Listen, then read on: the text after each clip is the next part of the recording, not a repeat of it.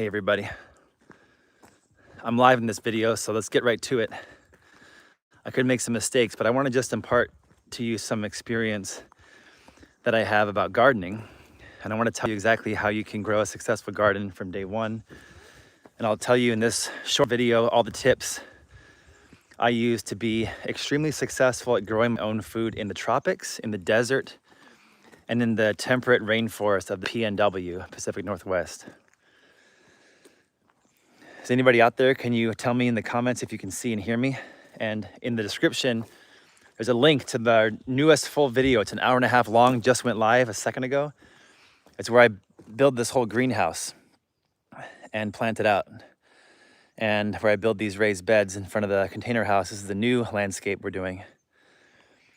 Go check out the new video. It just posted, it's an hour and a half long. It's a lot of secrets in there, and I'd appreciate a nice comment if you can go and help us out. Hey, everybody. Okay, for those of you who live in the desert, if you live in California, Southern California, Nevada, around Vegas, Phoenix, Arizona, Tucson, Arizona, parts of Texas, any desert climate, maybe other countries, Middle East, things like that.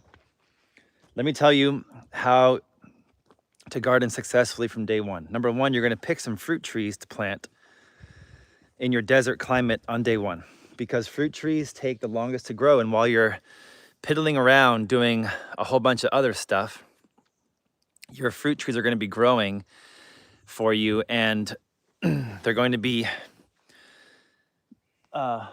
getting bigger and bigger, so that when you're in year 3, 4, and 5, you're already getting fruit.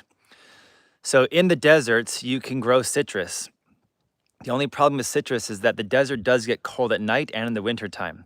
So sometimes you have to protect your citrus, because citrus thrives in the tropics, but it can work in the desert. So I would suggest growing a lemon tree, a lime tree, but then many different kinds of tangerine, many different kinds of orange, like cara, blood, many different kinds of grapefruit and pomelo. I've seen some incredibly successful, huge, productive pomelo trees in the desert. And then I would go to date palms right away.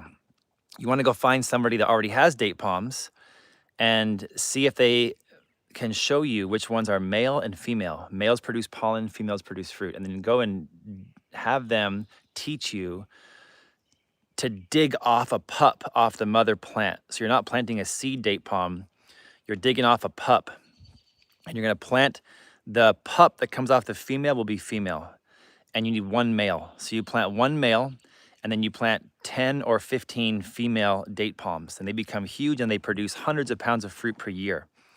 The date palm is the key to desert living. It's gonna be your most sacred tree. Then I would plant moringa. Go find moringa, and that plant you're going to eat the leaves, and it's like a multivitamin. Moringa can make it in the desert. Then you're gonna go find female fruiting mulberry. And the female fruiting mulberry, for most of the cities I've seen in the desert, they make them illegal because people don't like how the mulberry has pollen in the spring, and they don't like how the fruit stains the concrete. And that's the reason why our societies are all backwards. The mulberry is incredible, delicious. I would go find the ones that are called, or just, let me just rephrase. Plant 6 different varieties of female fruiting mulberry. Go get one male with the pollen. Go get white mulberry and black mulberry, and get all different varieties, okay? Then you wanna go plant in the desert some olive tree, female fruiting olive tree, because olives grow very well in the desert. You wanna also go plant some fig of different types: brown turkey fig, black mission fig, desert king fig, green fig, honey fig, all different kinds of fig, tiger fig. And then go plant desert native plants like mesquite. Go plant 4 or 5 different varieties of mesquite tree, because mesquite, you will use the beans to crush up into flour to make bread. And then from that point on, you're going to be set. Oh, I would also say carob, female fruiting carob, the chocolate, the fake chocolate. Female fruiting carob does very well in the desert. And also another one, a sleeper fruit tree, is jujube, Chinese red date. It's not a date palm, it's a date that grows on a tree, and it's actually crunchy like an apple and then dehydrated into a date. And you want to have a lot of those jujubes. That's it. Let me think. That's it. You know what also works in the desert? Apricot. Go find yourself 2 different varieties of apricot. You plant all those fruit trees first, a broad spectrum of them. Get them when they're $20 to $50 a piece when they're young, and they could be getting 3, 4, 5 years while you're doing your other planting and building at your desert climate. And when you plant these fruit trees, you're going to try to get yourself a wood chipper or partner with a tree trimming company in the desert that will give you free wood chips, because usually in the desert, they look at wood chips like they are a trash item, and they'll give them to you for free if you make it easy for them to dump it at your house and you're low maintenance. And then you take your wood chips and you put them around your trees as mulch to keep the moisture in the trees, because you want to keep your tree's roots cool, moist, and full of nutrients, which is wood chips, wood chips, wood chips. That's the key. All right. When you plant those fruit trees in the desert, you want to have 50%, you want to dig the hole and have 50% of the soil be native and 50% be compost, sand, and rock dust minerals. Okay. And that way the soil in your hole is not hard like a desert. It's going to be fertile with the wood chips on top. And then go get into edible cactus and plant many different varieties of nopales and nopalitos, and eat the tunas de las nopalitas. The tunas de los nopalitos. Okay, the fruits on there, you want to eat those. And then do things like jojoba and desert willow has edible flowers, things like that. There's stuff for the desert, okay? Anything you can grow in and around that is bonus. In the desert, I also think it's powerful to grow capers. I've seen people growing capers, like caper berries and capers. You would find them pickled, and that's a very powerful food that will last for years. And I would say the desert also is very challenging to grow tomatoes, because they don't like to produce when it gets very hot, and then the cold kills them. So if you can plant those fruit trees first, you'll create a microclimate for all your other annuals, like your eggplants, which do very well in the desert, and your tomatoes and things like that. All right, let's go into the tropics. If you're in the tropics, it's completely different. You're probably gonna have a lot more rain and a lot more heat, and you're gonna have consistent temperatures and lots of bugs.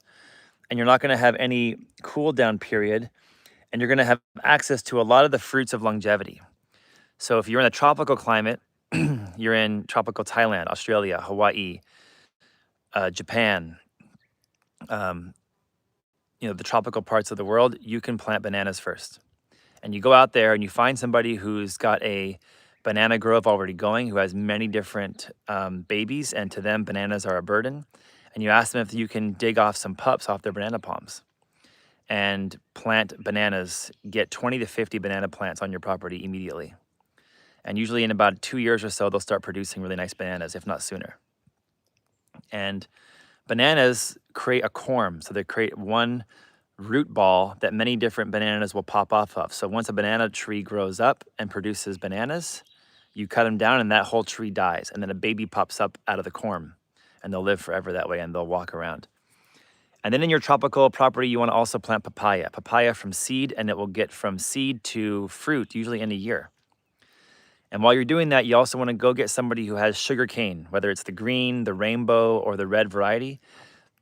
And you want to learn how sugar cane also grows off of a corm. I don't know if they call it a corm, but it is corm-like, and many different sugarcane shoots will grow off the same root system. And so you can go to somebody's sugarcane plant and you can take a sharp shovel and you can cut off a few baby pups and then plant your garden out. Or if you find a nursery, they'll charge you an arm and a leg for sugarcane, like $75, but you'll plant it once and be done. So if you get bananas of many varieties, you want to have many varieties, because if you get a disease coming in, the disease won't affect all the varieties, and you'll have certain varieties that will make it. Bananas first, papayas first, sugarcane first, and then coconuts. And you want to get coconuts in the ground. Try to find somebody that already has 3-year-old coconuts. That's what I did.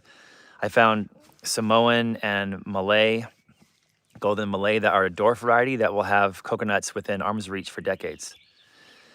If you plant bananas, papayas, sugarcane, and coconuts right away in your tropical place, then as you're doing all of your other gardening and life's experiences, building, family, those trees will grow and feed you, but also be ready to go and be ready to be in full production in that year 4 or 5 when you're ready to relax from all your building.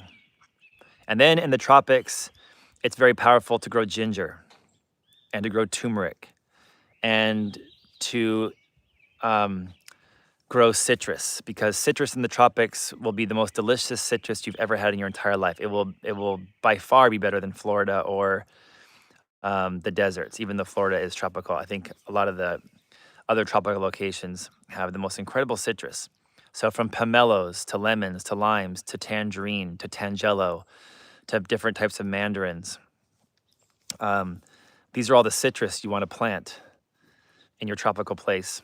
And citrus are powerful because the fruiting period of a citrus tree lasts for many months, where a lot of trees are one and done. This is also why coconuts are powerful, and bananas and papayas, because they'll fruit the whole year very consistently. Sugarcane will be ready the whole year very consistently. Your ginger and your turmeric are powerful because you'll cook a lot with them and you can powder them into teas. And also in the tropics, it's extremely powerful to grow taro. Not only Hawaiians call it kalo, but the Chinese and the Asians, are growing taro and using taro for everything, for food, for tea, for milk. It's a very powerful food. One thing in the tropics I have not got into yet, so I can't speak to, is rice. And that's going to be coming up. What I'll do when I return to Moe Uhane, our tropical bug out property, is grow rice. I'm going to grow several varieties of rice and see what happens. And if you know any wild rice varieties that might grow here in the temperate PNW rainforest, let me know. I'd love to try to grow some wild rice here as well. Let me think. Once you have those planted in the tropics, the key is going to be to plant other varieties to fill in the gaps, like soursop, like durian, like, let's see here, like macadamia nut. Macadamia nut, very powerful. Like, I would say macadamia nut, avocado, and breadfruit are the other 3 trees you need to put on your tropical edible landscape immediately. Breadfruit will feed your family forever. Macadamia nut will give you the crunchy nut that you'll miss from the non-tropical areas. And you can do so many things with a mac nut, milking it, preserving it. But then also, what did I just mention? The breadfruit, the mac nut, and avocado. Avocado will grow for many months, and different varieties will be growing throughout the year. All right? And then anything else you grow on top of that is a bonus. When you're growing these tropical fruit trees, a lot of times the soil can be very clay-like, a lot of clay in the tropics. So you do want to mix in a lot of aeration into your hole. When you dig your hole for your trees, you want to mix in a lot of cinder, lava rock, like lava sand, but also maybe some worm castings and perlite, a little compost, and again, wood chip on top. But when you're in the tropical climate, you want to have your fruit tree be above grade because there's so much moisture there. You want to have drainage happening off the root ball. But for me, when I'm in the desert, what we mentioned previously, I plant my trees ground level or a few inches below grade so that I create a water retention basin. Because the desert's so dry, my trees appreciate having a water basin like that. And then let's move to where I am right now in the temperate rainforests of the PNW, almost as far north as Alaska. So I'm on the border of the PNW and Alaska, Pacific Northwest. In this climate, what I did first was we had an abundance of trees, as you see. The whole property is heavily treed. And we had nowhere that sun hit So we had to cut our own orchard. And in that orchard, we planted apple of different varieties, quince of different varieties, cherry of different varieties, and plum of different varieties. And what I do is I go around to different people that are already established and living successfully in the area that I want to live, that are gardening successfully, and see what they're growing. I've done that with the desert, the tropics, and now here in the temperate rainforest. And here, people are having abundance with apple, quince, cherry, and plum, and also nut, walnut, and chestnut. So that's what I have planted. I have different varieties of walnut, heart walnut, black walnut. I have chestnut, many of them. I have different kinds of crab apple and full apple. I have different kinds of quince, different varieties of cherry, so they cross-pollinate, and different varieties of plum. Then I went out and I experimented with kiwi, and I'm finding that kiwi fruit, especially kiwi berries, grow very well. And so I'm getting into how to propagate my kiwi now, and I'm moving them to a second location here by the shipping container house. So my kiwi has fruit on it for the first time here. It took it 6 years to fruit. Maybe less than that. 5 years to fruit. Yeah, I would say 4.5, 5 years to fruit. Now we've got fruit, and the kiwi is prolific. It's almost, I would say, more beast mode than wisteria. It's so beast mode. And then I've seen people having a lot of success with grape. Grape also grows in the desert. I would go grape in the desert, I forgot to mention earlier, because grape can be a drought-tolerant plant if you heavily mulch it. And here in the temperate rainforest, grape also grows very well. Also hops. I've seen hops grow very well, so I'm planting 3 varieties of hops this year, so that we can make tea out of the hops. Even you can ferment it if you wanted to. There's your beer. Also here in the temperate rainforest, monkey puzzle tree. It's like a big cactus tree, technically in the pine tree family, in the conifer tree family. Monkey puzzle. It looks like a cactus, and it's because when the tree is grown, the monkey doesn't know how to navigate the puzzle. And they have these crazy cactus-looking egg pods, seed pods that look like Tyrannosaurus Rex balls or eggs. And you open that up, and there's big pine nuts inside. And so the monkey puzzle tree produces large pine nuts, and I now have planted 10 of them on the property. But they grow slow, so plant those from day one. I'm also finding around here that berries grow better than anywhere else on the planet. So loganberries, thimbleberries, blueberries, strawberries, raspberries, currants. I'm looking around here. Things like that grow very well. And then the unsung hero of the temperate rainforest is wasabi. Wasabi grows here very well, and I'm finding that wasabi wants complete shade. So I put it in the complete shadiest spot, and I've propagated it now 3 times. And I have wasabis growing rhizomes, so when we catch fish in the ocean, we can make our own wasabi with only 1 ingredient, wasabi, not horseradish. But horseradish also grows very well here. What I'm also finding grows very well here in the temperate rainforest is pawpaw. I tried 4 varieties of pawpaw, and I found that maybe because my own neglectful gardening, because I was focused on Nicole's pregnancy, our pregnancy, and the yurt and the container house, I neglected them, but one variety did very well and it survived. So try pawpaw. It's a native tropical fruit to North America that people forgot about, unless you sing the Jungle Book song. When you pick the pear of the big pawpaw. But pawpaw for me now is in my 5th year, and it's come out of hibernation now, and it's doing fantastic, and I'm hoping it fruits this year. Quince I'm finding does very well, and gooseberry.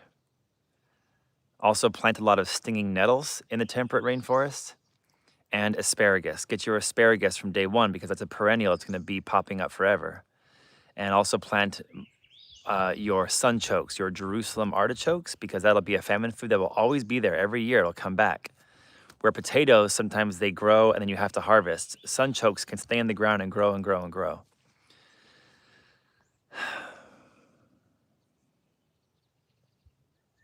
And then mushrooms. Learn how to wild harvest edible and safe mushrooms. I would say in the temperate rainforest, what I'm finding is that the mulch is not as important, even though I do it and I have success with it. It's so wet here, and then in the wintertime, the sun goes away and the wet goes insane. So the mulch sometimes can rot the plants, but I do put a thin layer of mulch here in the temperate rainforest, a thin layer of mulch. And I put a thick layer of mulch around the areas I grow so that weeds stay away, because the weeds are prolific out here and go crazy.